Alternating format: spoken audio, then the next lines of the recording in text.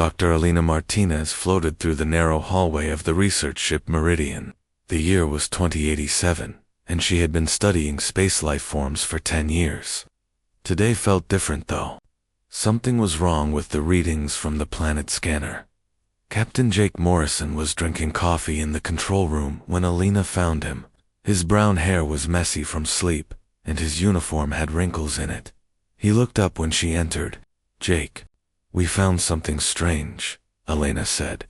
She held a datapad in her hands. "There's a big metal object floating near the fourth planet. It's not natural." Jake put down his coffee cup. "How big are we talking about?" "About the size of a football field, maybe bigger." Alina showed him the pictures on her screen. "It looks old, really old, like it's been there for thousands of years." Jake called for Rick Thompson, the ship's engineer. Rick was a big man, with thick hands that were always dirty from working on machines. He came running when he heard his name. "Rick, can you get us closer to that object?" Jake asked. "Alina thinks it might be important." Rick nodded. "Sure thing, Captain. Give me 20 minutes to warm up the engines."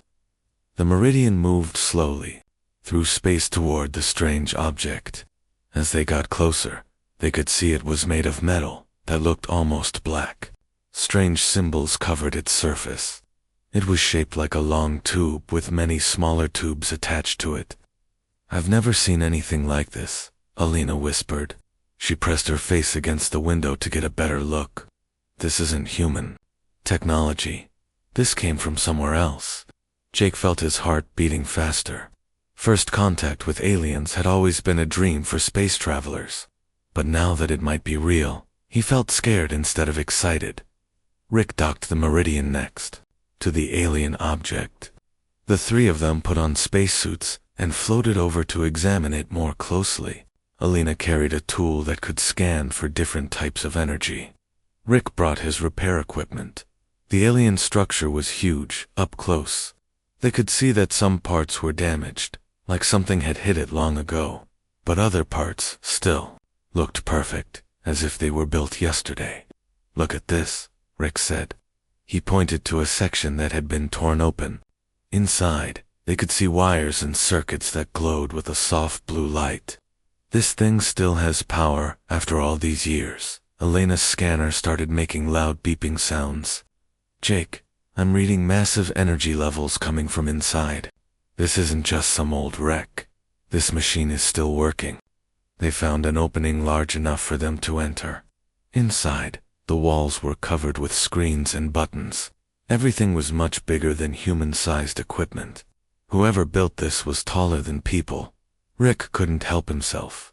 He was an engineer, and broken machines called to him like puzzles that needed solving. He saw some loose connections and started fixing them without thinking about what might happen. "Rick, maybe we should be more careful," Alina warned. But it was too late. As soon as Rick connected to wires, the entire structure came alive.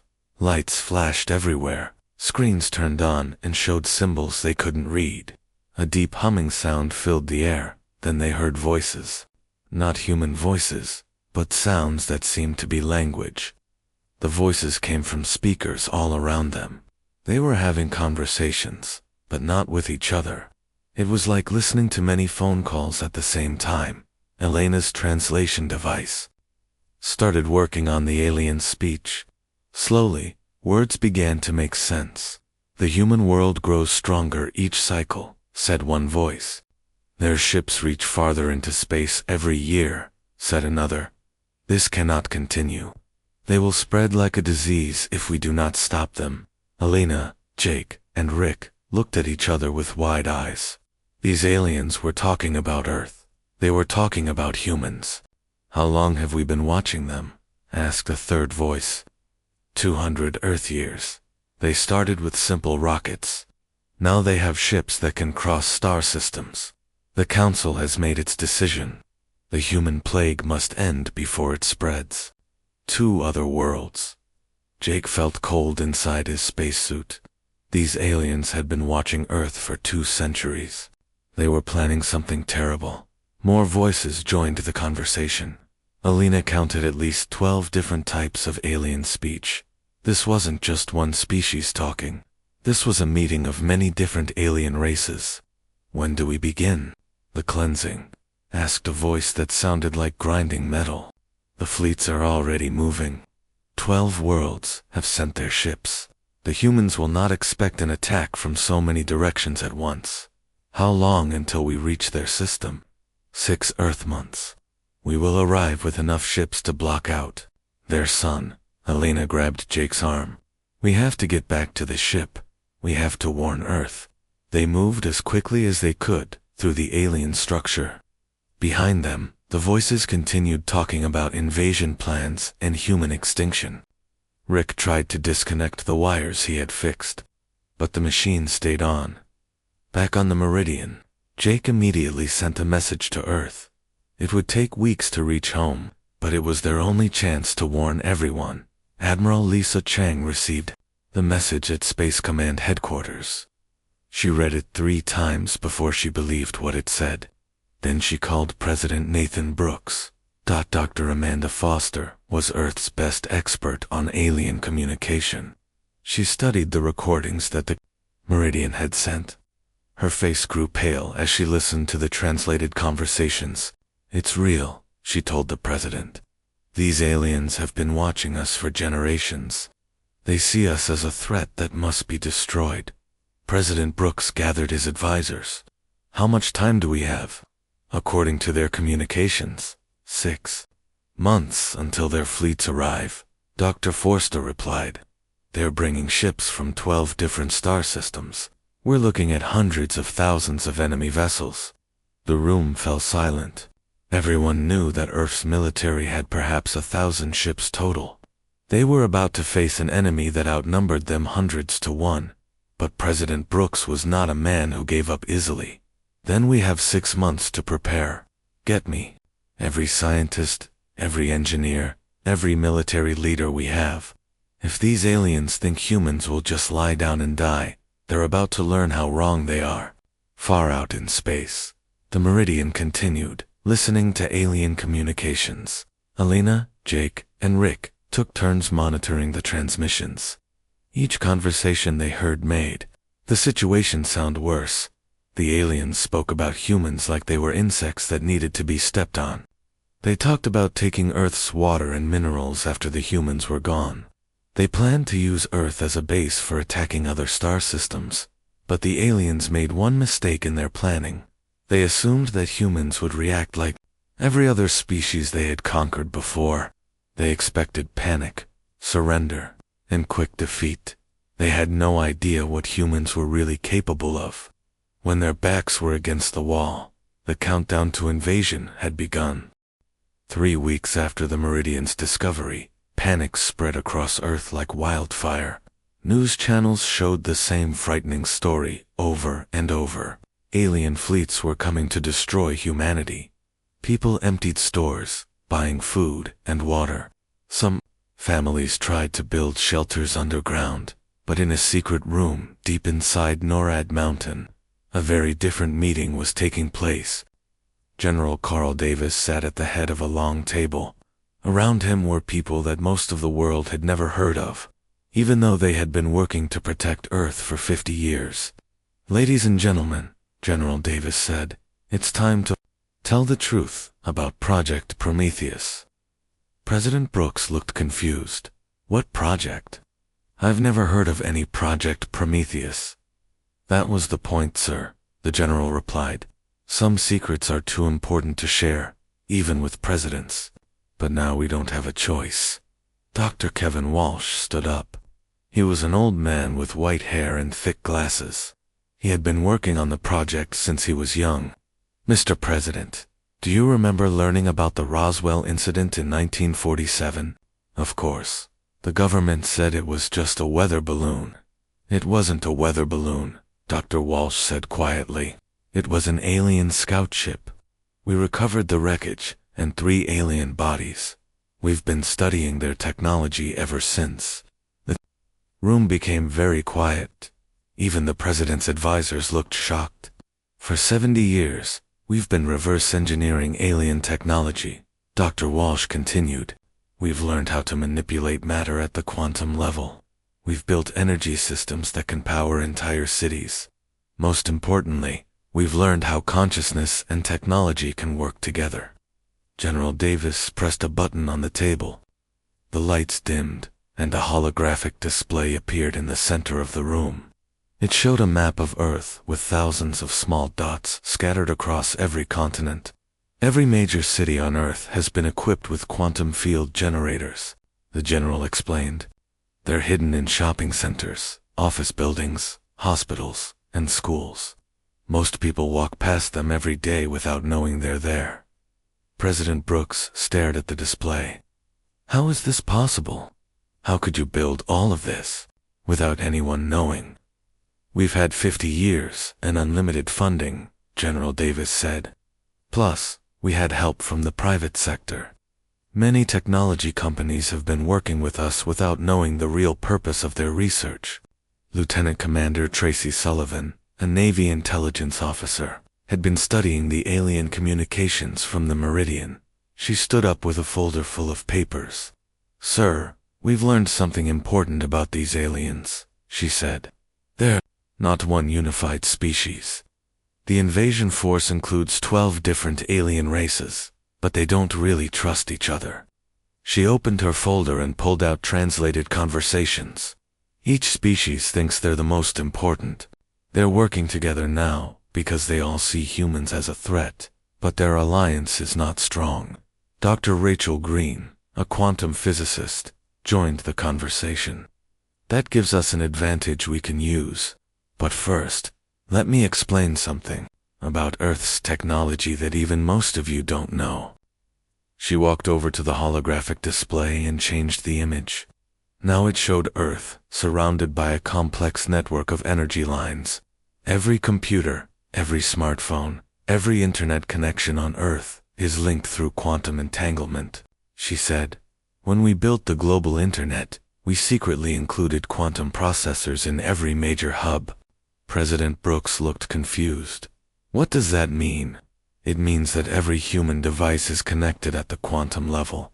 Information can travel instantly between any 2 points on Earth, or anywhere in the solar system. Distance doesn't matter with quantum entanglement. Dr. Walsh smiled for the first time during the meeting. But that's not the most important part. The quantum network doesn't just carry information. It can carry consciousness itself. The president sat back in his chair. Are you telling me that human thoughts can travel through our technology? Not just travel, Dr. Green said. We can link human minds together through the quantum network. We've tested it on small groups. It works. General Davis brought up another display. This one showed a timeline leading to the alien invasion in 6 months. Here's what we're going to do, he said. We're going to give these aliens exactly what they don't expect. They think humans are just another primitive species that will panic and surrender. They have no idea that we've been preparing for this day for 50 years. Tracy Sullivan had more information from the alien communications. Sir, there's something else. The aliens are all telepathically connected to their ships and weapons. Their technology reads their thoughts and responds instantly. They see this as their greatest advantage. It might be their greatest weakness instead, Dr. Walsh said. If we can flood their telepathic network with human consciousness, we might be able to overload their entire system. The president was starting to understand. You want to use our quantum network to attack their minds, not attack, Dr. Green corrected. Share, human consciousness is very different from alien consciousness. We're chaotic, creative, emotional. They're logical, ordered, predictable. If their minds suddenly experience human thoughts and feelings, their whole system might crash. General Davis showed them plans for something called Operation Mirror Shield. We have 6 months to prepare. Every human on Earth will be temporarily connected through the quantum network. For a short time, all of humanity will think as one. Is that safe? President Brooks asked. We don't know, Dr. Walsh admitted. We've never tried it with more than 100 people at once. But if we don't try, humanity dies anyway. Tracy Sullivan had been listening to more alien transmissions. She looked worried as she read her latest report. "There's something else we need to know," she said. "The aliens aren't coming just to kill us. They're coming to harvest us."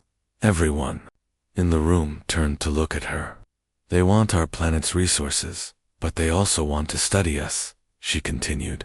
"They think human creativity and unpredictability might be useful traits that they can extract and control. They want to turn us into slaves," General Davis said grimly. "Worse than that," Tracy replied. "They want to turn us into living computers. They plan to keep some humans alive and use our brains to solve problems they can't figure out themselves." The room fell silent again. The stakes had just gotten much higher. President Brooks stood up. "General Davis, you have whatever resources you need. Dr. Walsh, Dr. Green, I want every detail of this quantum consciousness plan. Commander Sullivan, keep monitoring those alien transmissions." "What do we tell the public?" asked one of the president's advisors. "Nothing yet," the president replied. "If people knew what we were planning, they might panic and interfere with the quantum network. We need everyone calm and connected." Dr. Walsh pulled up the final piece of the plan. "There's one more thing. The quantum generators hidden around Earth aren't just receivers. They're also transmitters. When we link human consciousness together, we can broadcast it." "Broadcast it where?" the president asked. "Everywhere," Dr. Green said. "The alien ships are connected to each other through their telepathic network. When they get close enough to Earth, our consciousness can travel through their own communication systems." General Davis smiled grimly.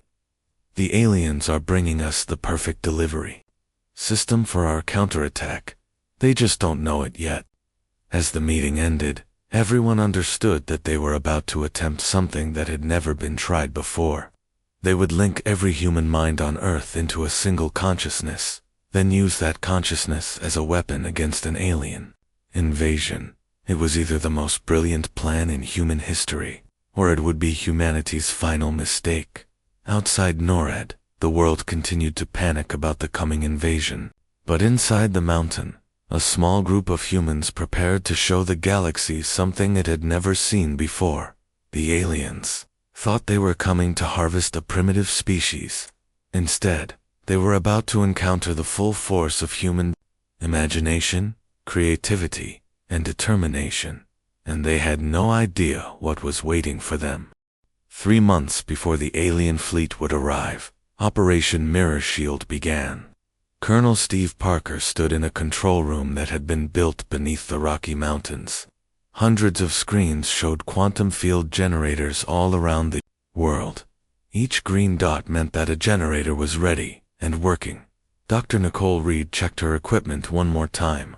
She was the scientist in charge of linking human consciousness together. Her hands shook slightly as she worked. What they were about to try had never been done before. "Are we really ready for this?" Colonel Parker asked. "No," Dr. Reed said honestly, "but we're out of time to test it more. The alien fleets are getting closer every day." Around the world, people noticed strange things happening to their electronic devices. Phones and computers worked faster than ever before. Internet connections became perfectly clear, even in remote areas. Most people thought it was just a software update. They had no idea that their devices were being prepared to carry human consciousness across the planet. Tony Mitchell was an engineer working in New York City. He thought he was installing new cell phone towers. The towers looked normal from the outside, but inside they contained quantum field generators that could manipulate space and time itself. Similar towers were being built in every major city. Shopping malls got new security systems that were actually consciousness transmitters. Office buildings received upgraded air conditioning units that contained quantum processors. Even parking meters were secretly replaced with devices that could affect reality at the smallest level. Dr. Susan Hayes was working on the most important discovery of all. She had been studying the alien communication signals that the Meridian continued to intercept. What she found changed everything. "Steve, you need to see this," she called to Colonel Parker. She had been working for 18 hours straight, and her eyes were red from staring at computer screens. "What did you find?" he asked. "The aliens' greatest strength is also their greatest weakness," Dr. Hayes explained. She showed him diagrams of alien ships and technology. Every piece of their equipment is controlled by telepathic connection. Their thoughts directly control their weapons, their engines, even their life support systems. Colonel Parker studied the diagrams. "That means they can react faster than any manual controls." "Exactly. But it also means that if their thoughts become confused or chaotic, their entire civilization stops working." Dr. Hayes brought up more information on her screens. "I've been analyzing their brain patterns from the communication signals. Alien minds are incredibly organized and logical. They think in straight lines, always following the same patterns. And human minds are complete chaos," Dr. Hayes said with a smile. "We dream, we imagine, we feel emotions that contradict each other. We think about 10 different things at the same time. Our creativity comes from the fact that our thoughts are messy and unpredictable." Colonel Parker began to understand. So, if alien minds suddenly experienced human thoughts, their brains wouldn't know how to process it. Their technology would receive confused, chaotic signals instead of clear, logical commands. Captain Ben Anderson had volunteered for the most dangerous part of the mission. He was a test pilot who would be the first human to use consciousness transfer technology during combat. "Ben, are you sure about this?" Dr. Reed asked. "We don't know what will happen to your mind when it travels through the quantum network. Someone has to try it first," Ben replied. "If I don't come back, at least you'll know what not to do when the aliens arrive." Ben lay down on a table surrounded by quantum field generators. Wires connected to his head would read his brain patterns and send his consciousness through the global network, starting the transfer in 3, 2, 1. For a moment, Ben felt like he was falling through empty space. Then suddenly, he was everywhere at once. He could see through security cameras in Tokyo, hear phone conversations in London, and feel the internet traffic flowing through cables under the ocean. Most amazing of all, he could sense other human minds connected to electronic devices all around the world. Every person using a smartphone or computer was like a candle flame in the darkness, and Ben could move between them instantly. "Ben, can you hear me?" Dr. Reed's voice came through speakers in the control room, but Ben heard it from 1,000 different sources at once. "I can hear everything," Ben said, and his voice came out of speakers around the world. "This is incredible. I can feel everyone's thoughts, but I'm still myself." The test lasted only 10 minutes, but it proved that human consciousness could travel through the quantum network without being lost or damaged. Dr. Reed made notes on her computer. "If one person can do this safely, then we can link everyone." Colonel Parker was already planning the next phase. "How long can we maintain the connection with all of humanity?" "We estimate 72 hours maximum," Dr. Reed replied. "After that, individual minds might start to merge permanently. People could lose their personal identity." 72 hours to save the human race," Colonel Parker said grimly. "It will have to be enough. All around Earth, final preparations continued. The quantum field generators were tested and retested. Communication networks were upgraded to carry consciousness instead of just data. Emergency power systems were installed to make sure nothing would fail during the critical 72 hours. Dr. Hayes continued monitoring alien communications. The news got worse every day. "They're bringing planet-killer weapons," she reported. "Ships the size of cities, carrying bombs that can crack a world in half." "How many ships total?" Colonel Parker asked. "Latest count is over 300,000 vessels from 12 different alien species. They've been gathering ships for months, but Dr. Hayes had also discovered something encouraging. The alien alliance is not as strong as they pretend. Each species wants to be the one that controls Earth after the humans are gone. They're already arguing about who gets what resources. Can we use that against them? Maybe. If we can confuse their communications enough, they might start fighting each other instead of fighting us. The day before the consciousness link was scheduled to begin, President Brooks addressed the world. He couldn't tell people the real plan, but he needed to prepare them for what was coming. "My fellow humans," he said, speaking to cameras that would broadcast his message everywhere. "Tomorrow, we will ask every person on Earth to stay connected to the internet for 72 hours. Stay near your computers and phones. Keep your devices turned on and connected." People around the world wondered why this was important, but they trusted their leaders. Families gathered around their electronic devices. Schools and workplaces set up special areas where people could stay connected to the internet for 3 straight days. In the NORAD control room, Dr. Reed made final adjustments to the consciousness transfer system. "Steve, we're as ready as we'll ever be." Colonel Parker looked at the screens, showing Earth's defensive preparations. Thousands of hidden quantum generators were powered up and waiting. The global internet was running at maximum capacity. 8 billion people were connected and ready, even though they didn't know what they were ready for. "The alien fleet will be here in exactly 72 hours, he said. "Time to show them what humanity is really made of." Outside, normal people went about their daily lives, knowing that aliens were coming, but not knowing how Earth planned to fight back. Children played games on their tablets.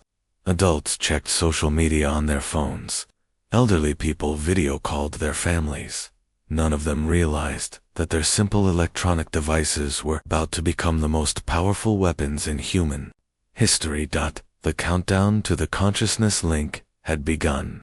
In 72 hours, every human mind would become part of a single, unified entity. That entity would then reach out across space to touch the alien fleet.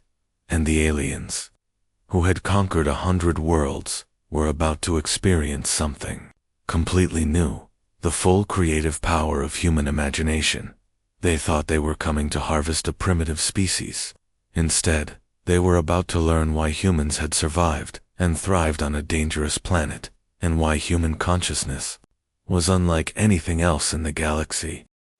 The alien fleet arrived at the edge of Earth's solar system like a swarm of angry metal insects. Commander Zex-9 of the Hegemony stood on the bridge of the flagship, looking at displays that showed hundreds of thousands of ships in perfect formation. "Begin the final approach," Zex-9 commanded. Its voice was cold and emotionless, like all members of its species. "Prepare the planet-cracking weapons. This primitive world will be reduced to dust within 1 solar rotation." The alien commander had no way of knowing that at that exact moment, Admiral Gary Cooper was sitting in the NORAD control room, watching the enemy fleet on his own screens. Next to him, Dr. Nicole Reed prepared to activate the most ambitious plan in human history. "All quantum field generators are online," Dr. Reed reported. "Global internet traffic is at maximum capacity. 8 billion people are connected and waiting." Admiral Cooper took a deep breath. "Begin the response protocol." Around the world, every electronic device connected to the internet began to glow with a soft blue light. People noticed it, but weren't alarmed. Most thought it was just a new software feature. In Tokyo, a businessman checking his email felt a strange tingling in his head. In London, a student playing online games suddenly heard whispers in her mind.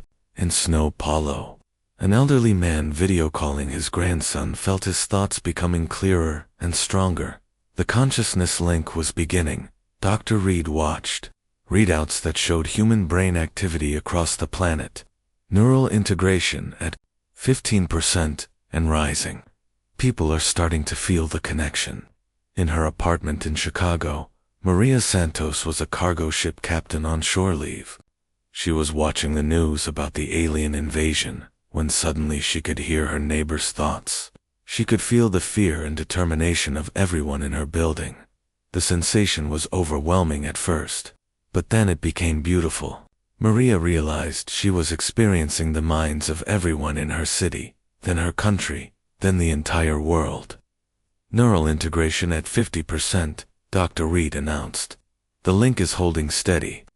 Captain Ben Anderson, who had tested the consciousness transfer before, was now serving as a guide for the global link. His mind helped other people adjust to the new sensation of being connected to everyone else. It's working, he reported through the quantum network. People are scared at first, but then they understand. We're still individuals, but we're also something more. Across Earth, 8 billion human minds began to work together. A farmer in Kansas shared his knowledge of weather patterns with scientists in India. A teacher in Nigeria found herself understanding quantum physics through the mind of a researcher in Germany. A child in Australia felt the love and protection of parents on every continent. Dr. Frank Miller monitored the quantum transmissions flowing through Earth's networks. Consciousness integration at 75%. We're approaching full unity. For the first time in human history, the entire species became one mind, while remaining 8 billion individuals. The experience was beyond anything anyone had imagined. Through the global consciousness, humanity felt its own strength. They were not just random people scattered across a planet. They were part of something magnificent, and powerful, and creative. Full neural integration achieved, Dr. Reed announced. All humans are now connected. Activating quantum transmission to alien fleet. The quantum field generators around Earth created a bubble of altered space-time around the planet. Inside this bubble, human consciousness could travel instantly to any point in the solar system. Commander X9 was reviewing invasion plans when the first human thoughts reached the alien flagship. At first it felt like a small buzzing in its head. The alien commander ignored it and continued working. But the buzzing grew stronger and stranger. Suddenly, Commander X9 experienced something it had never felt before. Emotion. Through the telepathic link to its ship's computer, human feelings flooded into its mind. Fear, love, anger, joy, hope, and sadness all crashed into the alien's consciousness at once. The commander's perfectly logical thoughts became chaos. For the first time in its life, X9 felt what humans called imagination. It saw things that weren't real. It dreamed of impossible futures. It felt the urge to create art and music. The alien tried to give orders to its ship, but its telepathic commands were no longer clear and logical. Instead of fire weapons, the ship's computer received confused signals about the beauty of sunsets and the taste of chocolate. All across the alien fleet, the same thing was happening. Captain Maria Santos, now part of the global human consciousness, felt her awareness expand beyond Earth. She could sense the alien ships, and through their telepathic networks, she could touch the minds of their crews. "They're so lonely," she said, speaking for all of humanity. "These aliens have never felt real emotions. They don't know what it's like to love someone, or to dream, or to create something beautiful, just because they want to." Dr. Hayes monitored the alien communications channels. Their network is being overloaded. Human thoughts are spreading through their entire fleet faster than they can block them. On the alien flagship, Commander X9 staggered as human memories flooded its mind. It experienced a human child's birthday party. It felt the joy of a couple's wedding day. It understood the pride of a parent watching their child take first steps. But most confusing of all, it felt human creativity.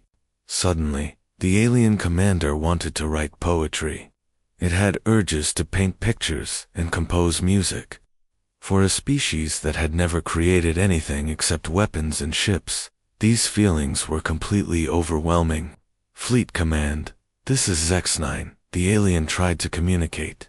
But instead of military orders, its telepathic message carried human emotions and scattered thoughts about butterflies and rainbows. Across the fleet. Alien crews experienced the same mental chaos. Ship captains found themselves crying for the first time in their lives. Engineers stopped working on weapons because they were distracted by sudden urges to dance. Soldiers abandoned their posts to stare out windows at the beauty of the stars. Dr. Miller watched the readouts in amazement. The effect is spreading beyond the fleet. Their quantum communications are carrying human consciousness back to their home worlds. Through the galactic telepathic network that connected all 12 alien species, human thoughts began flowing to planets hundreds of light years away. Within hours, entire alien civilizations were experiencing human consciousness for the first time. On the hegemony homeworld, billions of aliens suddenly felt emotions. Their perfectly ordered society collapsed as individuals began questioning rules they had followed for millennia. Art galleries appeared overnight as aliens tried to express feelings they had never had before. The collective A species that shared a single group mind fragmented into millions of individual personalities as human creativity infected their network. For the first time, members of the collective began to disagree with each other and have original thoughts. The machine empire, whose members had replaced most of their biology with technology, found their computers crashing as human. Emotions overloaded their digital minds. Their logical processes couldn't handle concepts like love, beauty, and hope. Admiral Cooper watched displays showing the alien fleet's formation falling apart. Ships were drifting out of position. Some had stopped moving entirely. Others were flying in random directions as their confused crews struggled with human thoughts. "They're retreating," reported Captain Anderson through the global consciousness. "The lead ships are turning around and running away." But the retreat was too late. The quantum transmission had already spread human consciousness throughout the galactic network. Every alien civilization connected to the fleet was now experiencing the chaos of human thought. Dr. Reed monitored the global consciousness link. "We need to start shutting down the connection. We're approaching the 72-hour limit." "Not yet," Admiral Cooper said. "We need to make sure the message reaches every alien world." Through the quantum network, humanity could feel the alien civilizations changing. Species that had remained the same for millions of years were suddenly evolving new thoughts and feelings. Rigid governments were collapsing as individuals demanded freedom and creativity. Commanders X9, still struggling with human emotions, managed to send one final message to Earth. But instead of a threat or a demand for surrender, the message was a question. "What have you done to us?" We feel ... We feel everything. How do you live with so much chaos in your minds?" Maria Santos, speaking for all humanity, sent back a simple answer. "We call it being alive." The alien invasion fleet scattered in complete confusion. Ships that had come to destroy Earth were now fleeing back to their home worlds, carrying human consciousness to every corner of the galaxy. The response protocol had worked beyond anyone's wildest dreams. Earth had not only survived the invasion, but had accidentally liberated an entire galaxy from millions of years of emotional slavery. 6 months after the response protocol, Commander Lucy Powell stepped off her shuttle onto the largest space station ever built. The station hung in space between Earth and Mars, built jointly by humans and 12 different alien species working together. Everything had changed. The station's halls were filled with beings from across the galaxy. Tall, thin aliens from the hegemony walked beside stocky, rock-like creatures from the stone worlds. The machine beings of the tech empire had learned to laugh and were sharing jokes with human engineers. Lucy was Earth's first ambassador to what was now called the Galactic Cooperation Council. It was very different from the old Galactic Confederation that had planned to destroy humanity. "Ambassador Powell," said a voice behind her. Lucy turned to see Commander X9, the same alien who had led the invasion fleet. But it looked completely different now. The alien's eyes, once cold and emotionless, now sparkled with curiosity and warmth. It wore colorful clothing instead of the gray military uniform it had worn before. Most surprising of all, it was smiling. "Please, call me Victor," the alien said, using the human name it had chosen for itself. "I wanted to thank you again for what your species did for us." Lucy shook Victor's hand, still amazed at how much the former enemy commander had changed. "You know we didn't plan for things to happen this way. We just wanted to stop the invasion by giving us consciousness." Victor laughed, a sound that still seemed strange coming from an alien throat. "Your people didn't just stop an invasion. You gave us life itself." Dr. Peter Clark joined them in the station's main corridor. He was now Earth's leading expert on helping alien species adapt to their new consciousness. His job had become very busy, very quickly. "How are the integration programs going?" Lucy asked. "Better than we hoped," Peter replied. "Each species is adapting to emotions and creativity in their own way. The results are amazing." He led them to an observation deck where they could see the construction of new ships in the station's docking bays. But these weren't warships. They were exploration vessels, designed to discover new worlds and make contact with species that might need help. "The former collective is now calling itself the Community," Peter explained. "Instead of sharing one group mind, each individual is unique, but chooses to cooperate with others. They're becoming incredible artists and musicians." Through the observation deck's windows, they could see one of the community's ships. Its hull was covered in beautiful paintings that told the story of their transformation from a mindless collective to a society of creative individuals. "What about the Machine Empire?" Lucy asked. "They're now the Innovation Republic," Peter said with a smile. "Turns out that when machines learn to feel emotions, they become incredibly good at inventing things that make life better, instead of just more efficient." A group of young beings ran past them in the corridor, playing a game that involved floating balls of light.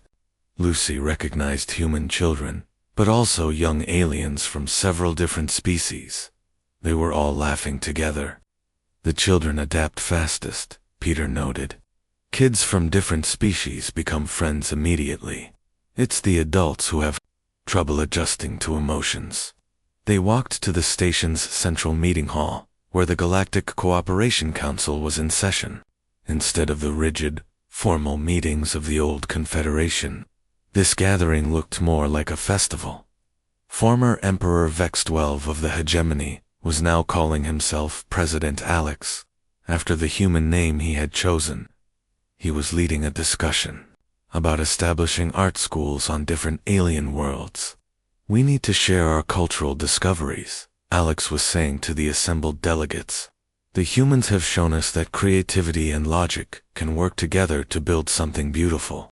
The Stone World's representative, a massive alien made of living rock, who now called herself Ruby, spoke next. "My people have begun carving sculptures that express our feelings about the changes in our society. We want to share these with other species." Lucy took her seat at the council table. As Earth's ambassador, she was treated with special respect. After all, humanity had accidentally become the teachers of the galaxy. "What's the latest report from the outer systems?" Lucy asked. Victor, who was now in charge of galactic communications, consulted his notes. "We've made contact with 47 species that were never part of the old Confederation. Most of them are eager to learn about emotions and creativity. Any problems?" "A few species are afraid of the changes," Victor admitted. "The Eternal Order refuses to allow human consciousness into their territory. They've seen what happened to the rest of us, and they want to stay exactly as they are." Lucy nodded. "We can't force anyone to change. If they want to remain isolated, that's their choice." Dr. Clark had more encouraging news. 3 species that we thought were extinct have contacted us. Turns out they were just hiding from the old Confederation. Now that we've changed how the galaxy works, they're willing to come out of hiding." President Julia Anderson appeared on the hall's main screen, broadcasting from Earth. She had taken over when President Brooks retired to spend more time with his family. something that the old alien leaders were just beginning to understand. Ambassador Powell, President Anderson said, "How are the galaxy-wide cultural exchange programs working?" "Wonderfully," Lucy replied. "We have human teachers on 200 different worlds, helping aliens understand emotions. In exchange, we have alien scientists on Earth sharing their knowledge of advanced technology." The exchange programs had been one of the most successful parts of the new galactic cooperation. Human artists worked with alien engineers to create buildings that were both beautiful and practical. Alien scientists collaborated with human researchers to solve problems that neither species could handle alone. "Any word from the exploration fleets?" President Anderson asked Captain Alex Turner, who was commanding the exploration vessel, New Horizon, joined the conversation through a communication link. "We've discovered 15 new worlds with intelligent life. So far, all of them are interested in joining the Cooperation Council." Alex's ship was one of 50 exploration vessels crewed by mixed teams of humans and aliens. Their mission was to find new species and offer them the choice of joining the galactic community. "The most interesting discovery is a species that already has emotions and creativity naturally," Alex continued. "They call themselves the Dreamers, and they're excited to meet other creative beings." The meeting continued for several hours, with delegates from different species sharing reports about art projects, scientific discoveries, and cultural exchanges. It was the kind of cooperation that the old Galactic Confederation had never achieved. After the council session ended, Lucy walked through the station's recreation areas. In one room, former machine beings were learning to paint with the help of human children. In another, aliens from the stone worlds were teaching humans how to carve sculptures from asteroids. The most popular area was the music hall, where beings from dozens of species were creating new forms of art by combining their different abilities. The sounds were unlike anything that had existed before the response protocol. Lucy found Victor in the station's garden area, sitting quietly among plants from many different worlds. He was writing in a notebook, something he had started doing after experiencing human creativity. "What are you working on?" Lucy asked. "Poetry," Victor said, looking slightly embarrassed. "I know it seems silly for a former military commander, but I can't stop myself from writing about the beauty I see everywhere now." "It's not silly at all," Lucy assured him. "That's exactly what makes life worth living." Victor closed his notebook and looked out at the stars visible through the garden's transparent dome. "You know, Lucy, my species conquered hundreds of worlds over thousands of years. We thought we were bringing order to the galaxy, and now I realize we were just spreading emptiness. We never understood that life without emotions and creativity isn't really life at all. It's just existence." Lucy sat down next to her former enemy, now one of her closest friends. "The funny thing is, we never planned to change the galaxy. We just wanted to survive. But that's what makes humans special," Victor said. "You don't try to impose your way of life on others. You just live it so fully that others want to learn from you." As they sat in the garden, children from multiple species ran past them, playing games that combined human imagination with alien abilities. The sounds of their laughter echoed through the station. "What do you think will happen next?" Lucy asked. Victor smiled, an expression that still looked strange on his alien features, but had become completely natural. "I think the galaxy is going to become a more beautiful place than any of us ever imagined." Through the garden's dome, they could see ships arriving and departing constantly. Some carried delegations from new species wanting to join the council. Others brought artists and scientists eager to share their discoveries. A few carried families moving to new worlds where different species lived together. The galaxy that had once been controlled by fear and rigid order was becoming a place of endless possibility and creative cooperation. And at the center of it all was a small blue planet where a species had learned to turn their greatest weakness, their chaotic, emotional, creative minds into their greatest strength. The aliens had come to harvest humanity. But instead, humanity had accidentally given the gift of consciousness to an entire galaxy. It was, everyone agreed, a much better outcome than anyone had planned.